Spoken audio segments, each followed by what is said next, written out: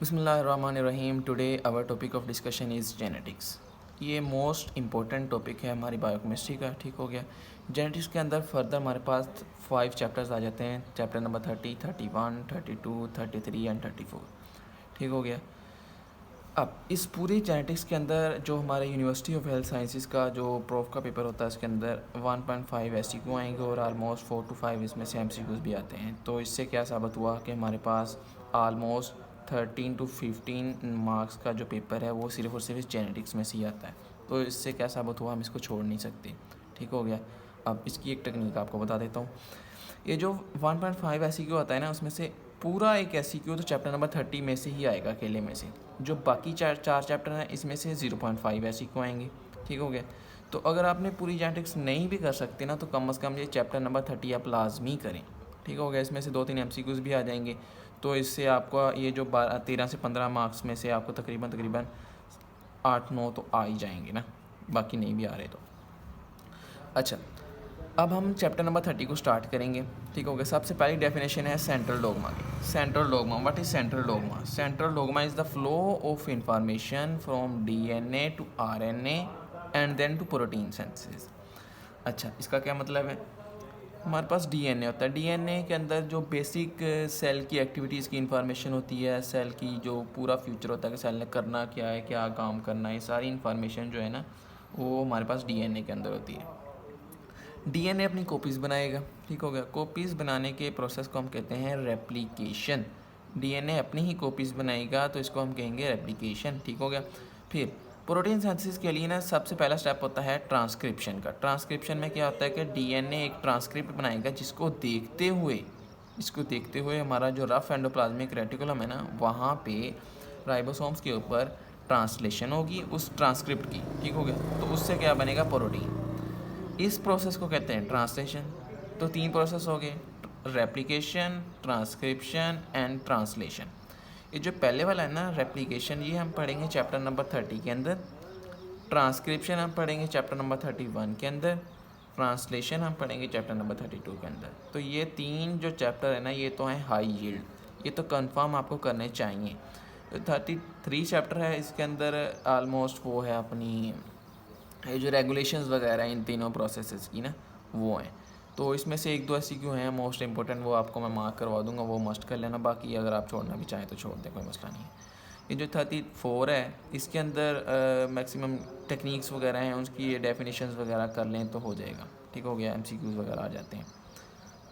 तो सबसे पहले हम स्टार्ट करेंगे 30 चैप्टर को। 30 की आपको पहले समझ आ गई व्हाट इज़ सेंट्रल डोगमा। उसके बाद हम बात करेंगे कि डीएनए का स्ट्रक्चर किस तरह का होता है। डीएनए के अंदर ना काफ़ी सारे मोनोमर्स मिलकर डीएनए बनाएंगे। कौन कौन उस मोनोमर्स का नाम क्या है? Deoxy ribo nucleoside monophosphate. ठीक हो गया। ये जो मोनोमर्स होते हैं ना, ये आपस में मिलते हैं, मिलकर एक पॉलीमर चेन बना देते हैं। ठीक हो गया।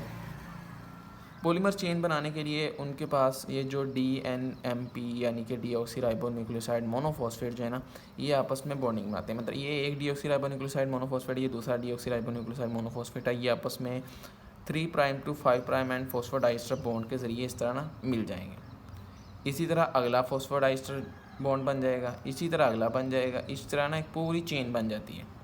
एक चेन ये, एक उसके उलट ये 3 प्राइम टू 5 प्राइम एंड होगी, ये 5 prime end to 3 prime end होगी। ठीक हो गया।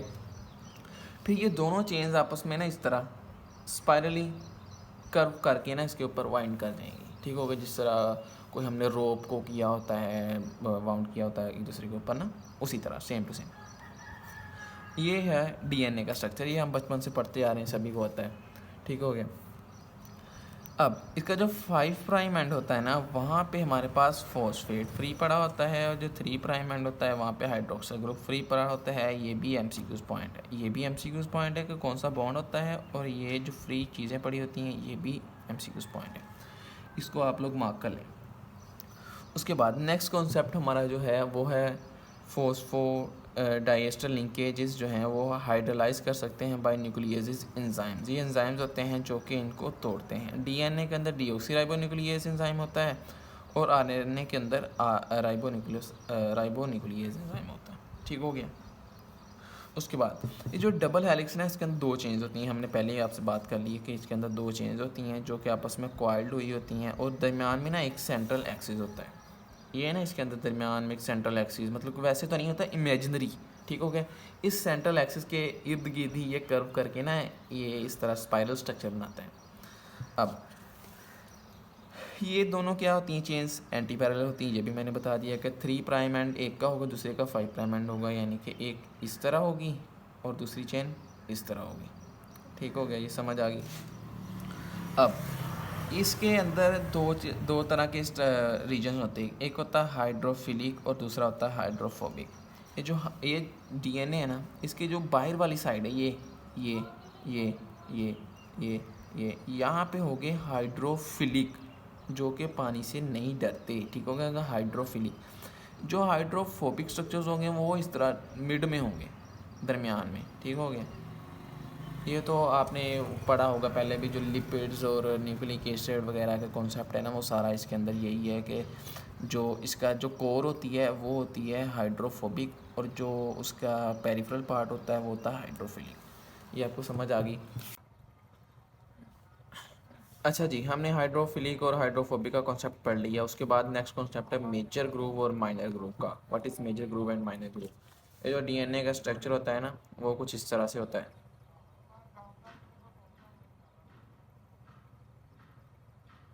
ठीक हो गया, ये बन गया माइनर ग्रूव, ये हो गया मेजर ग्रूव। ठीक हो गया, जो मेजर और माइनर ग्रूव होते हैं ना, यहाँ पे ये जो हमारा माइनर ग्रूव होता है, यहाँ पे हमारे पास ड्रग्स एक्ट करती हैं। ठीक हो गया, कौन सी ड्रग? जो एंटी कैंसर ड्रग्स होती हैं।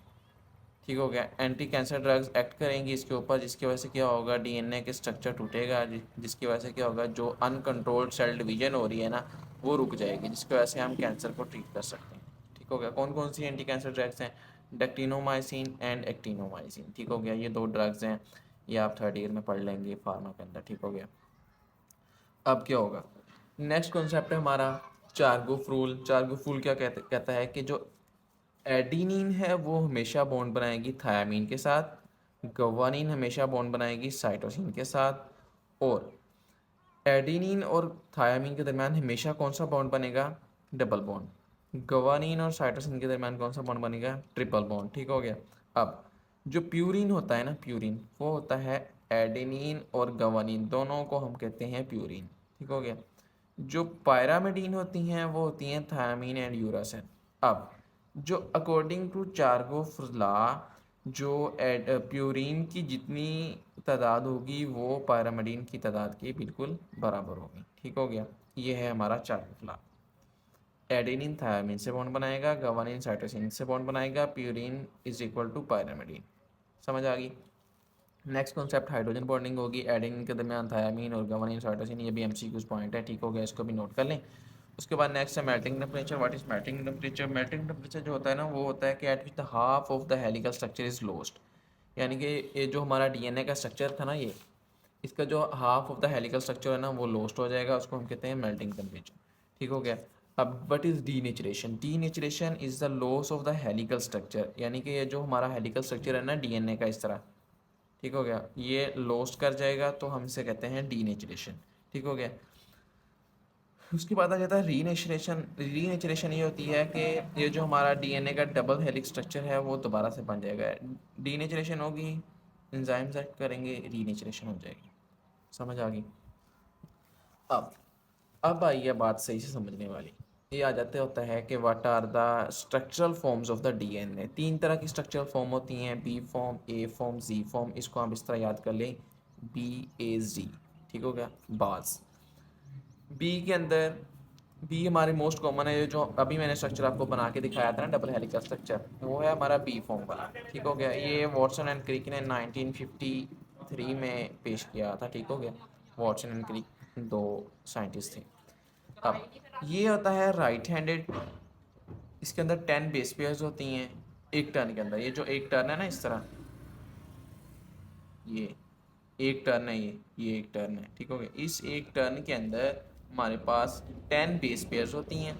ठीक हो गया, और हर जो बेस पेयर है ना, वो हमारे पास 90 के एंगल पे लगा होता है एक्सिस से। किस तरह, इसकी क्या समझ आई आपको? ये डबल हेलिकल स्ट्रक्चर है, मैंने बताया था दरमियान में इमेजिनरी एक्सिस होता है। इस एक्सिस के ये इस एक्सिस को इस तरह कर लो, इस तरह कर लो, ये 0 डिग्री हो गया, इसके ऊपर 90 डिग्री इस तरह, इस साइड को भी इस तरह 90 डिग्री के एंगल के ऊपर हमारे पास बेसिस लगी होती हैं। यानी कि अगर यहाँ पे एडेनिन लगी होगी तो इसके मुकाबले में यहाँ पे क्या लगी होगी, थायामीन। इसी तरह ठीक हो गया। अब बी फॉर्म के अंदर 10 बेस पेयर्स होती हैं एक टर्न के अंदर, राइट हैंडेड होती है, 90 के एंगल के ऊपर लगी होती हैं बेसिस। जो हमारा ए फॉर्म है उसके अंदर अगर हम इसी बी फॉर्म की डिहाइड्रेशन कर दें तो हमारे पास ए फॉर्म बन जाती है। उसके अंदर 11 बेस पेयर्स लगे होते हैं और ये राइट हैंडेड होती है और इसके अंदर 20 डिग्री टिल्ट किए होते हैं। जिस तरह ये था ना 90 के एंगल के ऊपर, अब इसको 20 डिग्री इस तरह टिल्ट कर लें, ठीक हो गया, तो ये क्या बन जाएगी, ए फॉर्म। अगली है जी फॉर्म, ये लेफ्ट हैंडेड होती है। यानी कि ये अगर इस तरह स्टार्ट हो रही है ना, ये ऊपर वाली दोनों अगर इस तरह स्टार्ट हो रही, ये इस तरह से स्टार्ट होगी, इस तरह से, ठीक हो गया। अब इसके अंदर 12 बेस पेयर्स होती हैं और ये जिगजैग माइनर के साथ इसके अंदर बेसिस लगी होती हैं। अब BAZ 10 11 12 याद हो गया। अब अगला कॉन्सेप्ट है लीनियर और सर्कुलर DNA। यूकैरियोट्स के अंदर लीनियर भी होते हैं, सर्कुलर DNA भी होते हैं। जो लीनियर होते हैं डबल स्टैंडर्ड DNA होता है, circular double standard DNA in mitochondria, ठीक हो गया। ये माइटोकॉन्ड्रिया के अंदर ही पाया जाएगा। वैसे जो हमारा न्यूक्लियस होता है उसके अंदर सिर्फ और सिर्फ लीनियर DNA पाया जाता है। प्रोकैरियोट्स के अंदर सर्कुलर DNA पाया जाता है, डबल स्टैंडर्ड DNA होता है, वो सुपर कॉइल हुआ होता है। और बैक्टीरिया के अंदर हमारे पास प्लाज्मिड पाए जाते हैं, ठीक हो गया। Plasmid, what is plasmid? Plasmid is the small circular extra chromosomal DNA called plasmid. इसका काम क्या होता है, transfer of the genetic information. आगे समझ। अच्छा, अब हम पढ़ेंगे prokaryotic DNA replication. Prokaryotic cell के अंदर जो DNA की रेप्लिकेशन होती है वो होती है सेमी कंजर्वेटिव प्रोसेस के तहत। सेमी कंजर्वेटिव प्रोसेस के अंदर ये होता है कि जो DNA के दोनों स्ट्रैंड्स होते हैं ना, वो अपनी अपनी टीटो कॉपी बना लेते हैं, जिसकी वजह से DNA रेप्लिकेट कर जाता है, ठीक हो गया। इसके अंदर हम मैग्नीशियम को यूज़ करते हैं। इसके जो स्टेप्स होते हैं वो ये हैं। सबसे पहले इनिशिएशन, फिर सुपर कॉइलिंग जो बन जाती है उसको हम तोड़ते हैं। उसके बाद प्रॉपर प्रोसेस जो होता है उसके अंदर हम लीडिंग स्टैंड होता है, एक लैगिंग स्टैंड होता है, फिर RNA के प्राइमर यूज़ होते हैं। उसके बाद DNA पॉलीमरेज 3 और DNA पॉलीमरेज 1 का प्रोसेस आता है। उसके बाद हम जो DNA लाइगेज इस्तेमाल करते हैं, ठीक हो गया। ये किस तरह करते हैं? सबसे पहले इनिशिएशन के अंदर हम रिकॉग्निशन करते हैं, रेप्लिकेशन फोर्क एंड बबल बनाते हैं, DNA हेलिकेज एंजाइम को यूज़ करते हैं और साथ में अपना single stand binding protein use करते हैं, SSB। किस तरह करते हैं? ये हमारे पास सपोज के DNA का स्ट्रक्चर है। DNA के स्ट्रक्चर के अंदर हमें फॉर एग्जांपल हमने इस एरिया को मतलब कि रिकॉग्नाइज़ किया है कि यहाँ से रेप्लिकेशन स्टार्ट करेंगे। किस बेस पे किया है रिकॉग्निशन? वो इस बेस पे किया है कि इस एरिया के अंदर ना AT इस तरह के काफ़ी सारे सीक्वेंस थे, ठीक हो गया। इसको हम कहते हैं AT बॉक्स। ये AT बॉक्स साइन है for the start of replication, ठीक हो गया। अब ये रेप्लिकेशन के लिए तो चलो इनिशिएशन तो होगी, रिकॉग्निशन तो होगी। रिकॉग्निशन के बाद हमारा बनता है replication fork and replication bubble. What is replication fork and what is replication bubble? Replication fork ये होता है कि जहाँ पे DNA की रेप्लिकेशन स्टार्ट होनी ना, वहाँ पे DNA अनवाइंड होना स्टार्ट हो जाता है और वो एक बबल सी बना लेता है। यानी कि अभी इतना एरिया को हमने अनवाइंड किया है, ठीक हो गया। ये बन गई रेप्लिकेशन बबल, ये होगी रेप्लिकेशन फोर्क, ठीक हो गया। अब DNA हेलिकेज एंजाइम आता है। DNA हेलिकेज एंजाइम जो है वो क्या करता है कि इसको अनवाइंड करवाता है DNA के दोनों स्ट्रैंड्स को, ठीक हो गया। इसके अंदर हम ATP को यूज़ करते हैं एज एनर्जी सोर्स। उसके बाद सिंगल स्टैंडर्ड बाइंडिंग प्रोटीन आती है, SSB प्रोटीन। SSB प्रोटीन क्या करती है कि ये दोनों स्ट्रैंड जो अलग हो गए ये तो दोबारा भी तो बाइंड कर ही सकते हैं ना, दोबारा भी तो कॉइल कर ही सकते हैं ना, ये इनकी रिकॉइलिंग को रोकता है, ठीक हो गया, SSB प्रोटीन। तो ये सारे चारों स्टेप्स मिलकर क्या बनाएंगे, क्या करेंगे, इनिशिएशन के प्रोसेस को मतलब इनिशिएशन कर देंगे इस प्रोसेस की, ठीक हो गया। अब नेक्स्ट स्टेप हमारे पास क्या है? हमारे पास नेक्स्ट स्टेप है सुपर कॉइलिंग। अच्छा, जब हम इनको अनवाइंड करेंगे, जाहिर सी बात है एक जब सुपर कॉइल एक चीज़ होगी, कॉइलिंग होगी किसी चीज़ की और हम उसको अनवाइंड करना स्टार्ट कर देते हैं, थोड़ा सा एरिया तो अनवाइंड हो जाता है, लेकिन उससे जो पिछले वाला एरिया होता है उसके अंदर सुपर कॉइलिंग हो जाती है। यानी कि कॉइल जो ज़बरदस्त हो जाती हैं, ज़्यादा वो आपस में टाइटली जो कॉइलिंग हो जाती है उसकी। अब उस कॉइलिंग को तोड़ने के लिए हमारे पास जो प्रोसेस होता है उसको हम दो तरह के एंजाइम यूज़ करते हैं, टोपोआइसोमरेज 1 एंड टोपोआइसोमरेज 2। जो टोपोआइसोमरेज 1 होता है ना, उसके अंदर हम एनर्जी को नहीं यूज़ करते हैं। हम क्या कहते हैं कि डीएनए के दो स्ट्रैंड्स होते हैं ना, अब इसको अलग से निक दी और इसको अलग से निक दी। फॉर एग्जांपल यहाँ पे सुपर कॉइलिंग हो गई है, ठीक हो गया, समझ लो कि ये सुपर कॉइल है। अब हम क्या करेंगे, इस कॉइलिंग को इसको तोड़ेंगे, ठीक हो गया, और इसको तोड़ेंगे अलग अलग, ठीक हो गया। इनको तोड़ेंगे तो फिर क्या होगा कि ये कॉइलिंग ख़त्म हो जाएगी। कॉइलिंग ख़त्म होने के बाद हम दोबारा से वही एनर्जी जो इसको तोड़ने से निकलेगी एनर्जी, उसी एनर्जी को यूज़ करते हुए हम इसको दोबारा से जोड़ लेंगे, ठीक हो गया। ये होता है टोपोआइसोमरेज 1। जो टोपोआइसोमरेज 2 होता है ना, उसके अंदर क्या होता है कि हम ट्रांजिएंट ब्रेक देते हैं बोथ स्ट्रैंड्स को। दोनों स्ट्रैंड को इकट्ठा ही तोड़ दिया यहाँ पे, ठीक हो गया, दोनों को इकट्ठा तोड़ दिया। उसके बाद तोड़ने में क्या यूज़ होगी, एनर्जी यूज़ होगी, ठीक हो गया। फिर क्या होगा, उसको हम दोनों को रीसील करेंगे और ये सुपर कॉइलिंग ख़त्म हो जाएगी। इसके अंदर हमें एटीपी को एज एनर्जी सोर्स यूज़ करेंगे। और जो हमारा बैक्टीरिया और प्लांट्स होते हैं ना, वहाँ पे डीएनए गायरेज वो एज अ टोपोआइसोमरेज 2 यूज़ होएगा, ठीक हो गया। वो क्या करेगा, इसका काम क्या होता है, ये नेगेटिव सुपर कॉइल्स पैदा करेगा। अच्छा ये देखो, अगर सुपर कॉइल्स इस साइड को सुपर कॉइलिंग है, ठीक हो गया, इस साइड पे, तो वो क्या करेगा, इस साइड पे उसकी नेगेटिव करना शुरू कर देगा, ठीक हो गया। नेगेटिव यानी कि अगर क्लॉकवाइज सुपर कॉइलिंग हुई है ना, तो वो क्या करेगा, एंटी क्लॉकवाइज सुपर कॉइलिंग कर देगा। एंटी क्लॉकवाइज से क्या होगा कि ये जो सुपर कॉइलिंग है वो नलीफाई हो जाएगी। अच्छा, अब हम 3 ड्रग्स की बात करेंगे, कैम्प्टोथिसिन, एटोपोसाइड, सिप्रोफ्लोक्सासिन, ठीक होगा। जो कैम्प्टोथिसिन है वो हमारा टोपोआइसोमरेज 1 एंजाइम है, उसके ऊपर एक्ट करेगी, उसको ब्लॉक करेगी, जिसकी वजह से क्या होगा, सुपर कॉइलिंग ख़त्म नहीं होगी और जो सेल की रेप्लिकेशन है वो ब्लॉक हो जाएगी, जिसकी वजह से वो कैंसर ख़त्म हो जाएगा, एंटी कैंसर ड्रग। जो एटोपोसाइड है वो टोपोआइसोमरेज 2 के ऊपर एक्ट करेगी, सुपर कॉइलिंग को ब्लॉक कर देगी, यानी कि सुपर कॉइलिंग ख़त्म नहीं होगी, जिसकी वजह से क्या होगा, डीएनए की रेप्लिकेशन नहीं हो सकेगी और एंटी कैंसर है। अगली ड्रग है सिप्रोफ्लोक्सासिन। ये जो है फ्लोरोक्विनोलोन से हम एक्सट्रैक्ट करते हैं, ये डीएनए गायरेज को टारगेट करेगी, ठीक हो गया। अब नेक्स्ट हम बात करेंगे प्रॉपर प्रोसेस किस तरह से होता है। सबसे पहले हम डायरेक्शन की बात करेंगे। डायरेक्शन में क्या होता है कि for example this is DNA, यहाँ पे हमने रेप्लिकेशन फोर्क बनाई है, ये रेप्लिकेशन बबल है। अब ये इसका 3 प्राइम एंड है, ये इसका 5 प्राइम एंड है, ठीक हो गया। रेप्लिकेशन हमेशा 3 प्राइम एंड से 5 प्राइम एंड की तरफ होगी। पेरेंट स्ट्रैंड के 3 प्राइम एंड से 5 प्राइम एंड तक क्या होगी, रेप्लिकेशन। अच्छा किस तरह होगी, 3 प्राइम एंड से न्यू स्ट्रैंड बनना स्टार्ट हो जाएगा इस तरह, ठीक हो गया, इस तरह, ठीक हो गया। न्यू स्ट्रैंड 5 प्राइम एंड से 3 प्राइम एंड तक होगा, यानी कि पेरेंट स्ट्रैंड 3 प्राइम से 5 प्राइम, न्यू स्ट्रैंड 5 प्राइम से 3 प्राइम, ठीक हो गया। अब ये जो होगा हमारा रेप्लिकेशन 4 की तरफ जो जा रहा होगा उसको हम कहते हैं लीडिंग स्ट्रैंड। जो रेप्लिकेशन 4 से अवे होगा उसको हम कहेंगे ओकाज़ाकी फ्रैगमेंट, उसको कहेंगे लैगिंग स्ट्रैंड। लैगिंग स्ट्रैंड के अंदर ओकाज़ाकी फ्रैगमेंट्स बनते हैं। वो क्यों बनते हैं, क्योंकि इसके अंदर हमने जाहिर सी बात है रेप्लिकेशन जो न्यू स्ट्रैंड है वो तो 5 प्राइम से 3 प्राइम बनेगा, ठीक है। फॉर एग्जांपल यहाँ से रेप्लिकेशन स्टार्ट होगी तो यहाँ से यहाँ तक 5 प्राइम से 3 प्राइम आ जाएगा, क्योंकि ये 5 से 3 वाला स्टैंड है, ठीक हो गया। ये पेरेंट स्टैंड 5 से 3 है, जो न्यू बनेगा वो 5 से 3 इधर आ जाएगा, ठीक हो गया।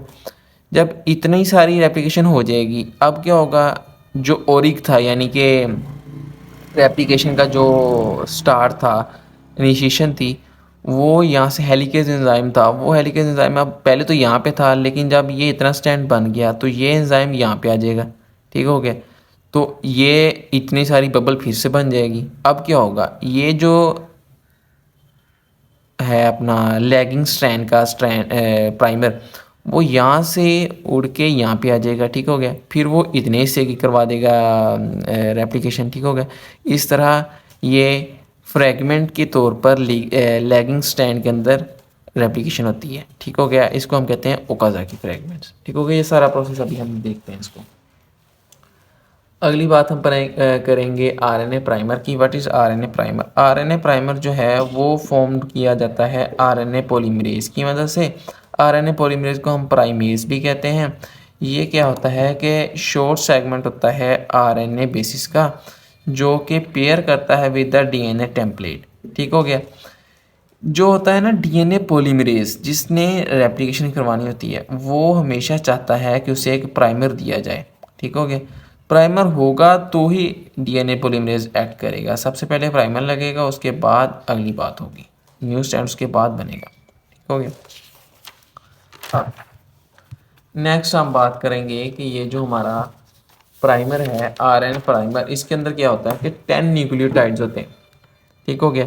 ये फॉर्म्ड होता है विद द आरएनए पॉलीमरेज, यानी कि प्राइमेज अभी हमने बात की है। सबस्ट्रेट इसका क्या होते हैं 5 राइबोन्यूक्लियोसाइड ट्राइफॉस्फेट, इनसे मिलकर इस ये वाले 10 मतलब के होते हैं सब यूनिट्स, ये मिलकर क्या बनाएंगे एक आरएनए प्राइमर। ठीक हो गया।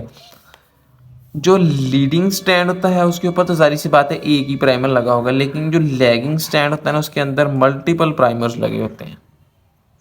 आ रही है ना बात समझ में? उसके बाद हम बात करेंगे डीएनए पॉलीमरेज 3 की। डीएनए पॉलीमरेज 3 एक एंजाइम है जिसके 2 फंक्शंस हैं। पहला फंक्शन तो उसका ये है कि पॉलीमरेज फंक्शन है, जो कि 5 प्राइम से 3 प्राइम एंड होता है। हमने कहा कि 5 प्राइम से 3 प्राइम एंड तक न्यू स्टैंड बनेगा। ठीक हो गया। ये क्या करेगा पॉलीमरेज एक्टिविटी के तहत, जो होता है ना प्राइमर के 3 प्राइम एंड से, यहाँ पे तो शुरू पर क्या लगेगा, ये देखो, ये रेप्लिकेशन 4 के आगे डीएनए का स्ट्रक्चर है। ठीक हो गया। अब ये है 3 प्राइम एंड पेरेंट स्टैंड का, ये 5 प्राइम एंड, यहाँ पे आके लग गया प्राइमर 10 न्यूक्लियोटाइड्स का। ठीक हो गया। यहाँ से रेप्लिकेशन स्टार्ट होगी 5 prime to 3 prime new strand का। ठीक हो गया। अब यहाँ पे आके लग गया प्राइमर। ठीक हो गया। प्राइमर लगेगा, प्राइमर के बाद डीऑक्सीराइबोन्यूक्लियोटाइड मुख्तलिफ सारे लगते जाएंगे, उनके अंदर बॉन्डिंग होगी फॉस्फोडाइस्टर बॉन्ड्स। ठीक हो गया। वो इस तरह बनते जाएंगे आहिस्ता आहिस्ता। ये वाला जो रेप्लिकेशन 4 के ये भी बड़ा होता जाएगा, वो इस सिमत को जाता रहेगा, और पहले इतना फोर्क बना था, फिर फोर्क इतना हो जाएगा, फिर इतना हो जाएगा, इस तरह पूरे डीएनए की रेप्लिकेशन हो जाएगी। फिर इसकी जो सेकंड एक्टिविटी है वो होती है proof reading. Proof reading activity जो होती है ना वो इसकी होती है 3 प्राइम टू 5 प्राइम, मतलब कि 3 प्राइम जहाँ से एंड हो रहा है वहाँ से लेकर स्टार्ट तक ये ना उल्टा यहाँ पे इस तरह घूमेगा, घूम के ना प्रूफ रीड करेगा कि कोई जो है सेगमेंट वो गलत तो नहीं लग गया। अगर कोई गलत होगा वो उसको करेक्ट कर देगा। ये इसकी एक्टिविटी है जो कि है म्यूटेशन से बचाती है। ठीक हो गया। ये एमसीक्यूज पॉइंट है कि कौन सी एक्टिविटी है जो कि म्यूटेशन को बचाती है, म्यूटेशन से बचाती है सेल को। वो है 3 prime end to 5 prime end proofreading activity of the DNA polymerase 3। अगली बात समझ में। अगली बात हम करेंगे डीएनए पॉलीमरेज 1 की। डीएनए पॉलीमरेज 1 के 3 फंक्शन होते हैं, एक होता है एक्सोन्यूक्लियस, एक होता है एंडोन्यूक्लियस, और एक होता है पॉलीमरेज फंक्शन। एक्सोन्यूक्लियस फंक्शन क्या होता है कि ये ना क्या करेगा, इसका काम है ये वाले जो हमने प्राइमर लगाया हुआ है ना ये वाला, इसके ऊपर एक्ट करेगा। सबसे पहले क्या करेगा ये ना इस प्राइमर को रिमूव कर देगा। एक्सोन्यूक्लियस एक्टिविटी क्या करेगी, इस प्राइमर को रिमूव कर देगी। रिमूव कर दिया, ये आ गया जी बाहर, प्राइमर आ गया बाहर। अब क्या होगा, उसकी सेकेंड एक्टिविटी क्या है, एंडोन्यूक्लियस एक्टिविटी। एंडोन्यूक्लियस एक्टिविटी क्या करेगी कि इस प्राइमर को अंदर से तोड़ देगी इस तरह। ठीक हो गया। इसको तोड़ दिया। अब रिमूव करेगी राइबोन्यूक्लियोटाइड्स को और रिप्लेस कर देगी विद द डीऑक्सी राइबोन्यूक्लियोटाइड्स से। ठीक हो गया। राइबोस था ना ये आरएनए प्राइमर था ना, इसको डीएनए के जो सब यूनिट्स हैं उसमें वो कन्वर्ट कर देगी। उसके बाद जो उसकी थर्ड एक्टिविटी है वो 5 prime end to 3 prime end polymerase activity. ये क्या करेगी, ये करेगी कि ये जो है ना अपना यहाँ से इतना हमने तोड़ दिया था, इतना तो हमने कर लिया था रेप्लिकेशन। ठीक हो गया। ये थी हमारी आरएनए प्राइमर हमने उतार दिया, तो इतना सब बच गया। अब इतने हिस्से को दोबारा से पॉलीमरेज एक्टिविटी के तहत ये बनाएगा। ठीक हो गया। 5 प्राइम टू 3 प्राइम तक। ठीक हो गया। इसके अंदर क्या होगा कि जो हमारा ये जो आरएनए प्राइमर के जो 10 न्यूक्लियोटाइड्स होते हैं ना वो होते हैं आरएनए वाले। तो ये उनको ख़त्म करके कौन से वाले बनाएगा, डीएनए वाले बना देगा। डीएनए वाले बनाने के बाद इसको हम कहते हैं 5 prime to 3 prime end polymerase activity, ठीक होगा, ये गैप को फिल कर देगा। उसके बाद नेक्स्ट एक्टिविटी आ जाती है डीएनए लाइगेज की। डीएनए लाइगेज ये क्या करेगा, जो हमने ये वाला, ये हम कर रहे थे ना, दोबारा से बना लेते हैं। ये था हमारा 5 प्राइम टू 3 प्राइम पेरेंट, ये वाला हमने यहाँ पे था हमारा प्राइमर, और ये बना था हमारा 5 प्राइम टू 3 प्राइम दूसरा न्यू स्टैंड, ठीक हो गया, डॉटर स्टैंड। अब हमने प्राइमर को तोड़ दिया था, प्राइमर की जगह पे हमने डीएनए वाले लगा लिए थे। अब ये जो हमने न्यू डीएनए वाला लगाया हुआ है ना, और ये वाला, इन दोनों को भी जोड़ना तो है ना हमने। इन दोनों को जोड़ने के लिए हम इस्तेमाल करते हैं डीएनए लाइगेज एंजाइम, ठीक हो गया। इस तरह ये सारा प्रोसेस टर्मिनेट कर जाता है, और जो प्रोकैरियोटिक सेल के अंदर जो डीएनए की रेप्लिकेशन होती है वो कंप्लीट हो जाती है। अब ये वाली वीडियो हम यहाँ पे क्लोज करते हैं, और सेकंड वीडियो हम उसमें आगे जो यूकैरियोटिक सेल की रेप्लिकेशन है उसको हम स्टार्ट करेंगे, बाकी चैप्टर इंशाल्लाह नेक्स्ट वीडियो। अल्लाह हाफिज़।